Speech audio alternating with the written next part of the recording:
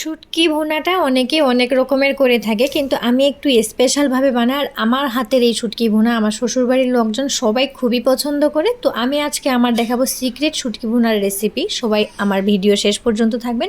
Hello কাছের জনগণ, আসসালামু আলাইকুম। সবাই কেমন আছেন? আমি তো অনেক ভালো আছি আলহামদুলিল্লাহ। আশা করছি ভিডিওটি শেষ পর্যন্ত থাকবেন, কারণ শুটকি ভুনা আমার জানা মতে সবারই পছন্দ। নতুন একটা রেসিপি থেকে শিখলে ক্ষতি কী? তো প্রথমেই আমি শুটকিগুলো সুন্দর মতো অল্প আঁচে ভেজে নেব। এমনভাবে শুটকিগুলো ভাজবো যেন পরবর্তীতে আষ্টে গন্ধ না করে শুটকি রান্না করার সময়।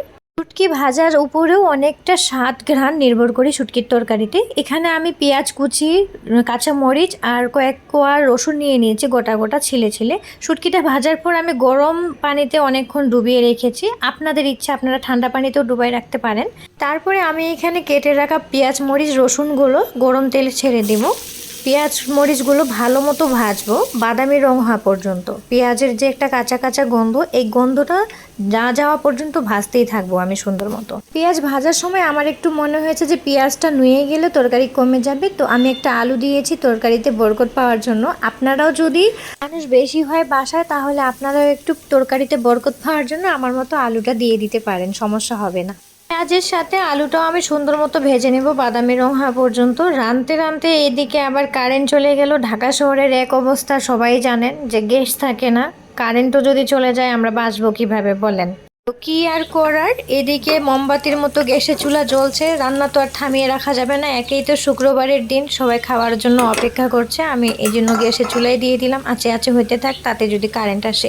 এদিকে আমি যে শুটকিগুলো ধুয়ে রাখছিলাম ওগুলো আমি একটু আধা ভাঙা করে রাখছিলাম, হাত দিয়ে কষলাই আধা ভাঙা করে রাখছিলাম, যেন পুরা তরকারিতে সুন্দর মতো মাখো মাখো হয়ে যায় শুটকিটা দিয়ে আমি শুটকিটাও নাড়তে থাকবো। এই যে গ্যাসের অবস্থা একদমই নাই। কিছুক্ষণ ভাজা ভাজা করার পর আমি মরিচ, হলুদ, লবণ আর আদা রসুন জিরা বাটা একসাথে দিয়েছি। এখন এগুলো সবগুলো মিলে নাড়তে থাকবো, কষাইতেই থাকবো। অল্প অল্প পানি দেবো, পানি বেশি দেওয়া যাবে না। অল্প অল্প পানি দিয়েই শুটকিটা অল্প আঁচে রান্না করতে হবে। রান্নার সময় আমার মনে হলো তেল কম হয়েছে, তাই আরেকটু তেল দিয়ে দিলাম। এদিকে কারেন্ট চলে আসছে, আবার ম্যাজিক চুলায় দিয়ে দিলাম রান্নাটা আমি। শুটকির তরকারিতে আমি পানি ছাড়াই অল্প অল্প আছে অনেকক্ষণ ধরে কষিয়েছি, অনেকক্ষণ বলতে অনেকক্ষণই। আপনারাও এভাবে চেষ্টা করবেন পানি ছাড়া অল্প আছে কষাতে। আর কষাইতে কষাইতে যে কালারটা আসতেছিল আর যে ঘ্রাণ, আমার মনে হচ্ছিলো যে আমি রান্না করেই আগে ভাত খাবো, এত সুন্দর ঘ্রাণ আর কি সুন্দর কালার। তেল ছেড়ে দিয়েছে, আমি এখন চুলা থেকে এটা নামিয়ে নিব।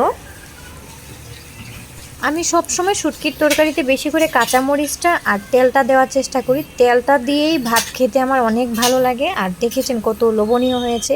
ওই তো ক্ষুধার্ত ছিলাম, তার উপর শুটকির তরকারি দেখে আমার আরও ক্ষুধা বেড়ে গেছে। যাই হোক, আজকের খাবারটা আমার কাছে স্পেশাল ছিল। আপনাদের কাছে কেমন লাগলো অবশ্যই কমেন্ট করে জানাবেন। আল্লাহ হাফেজ।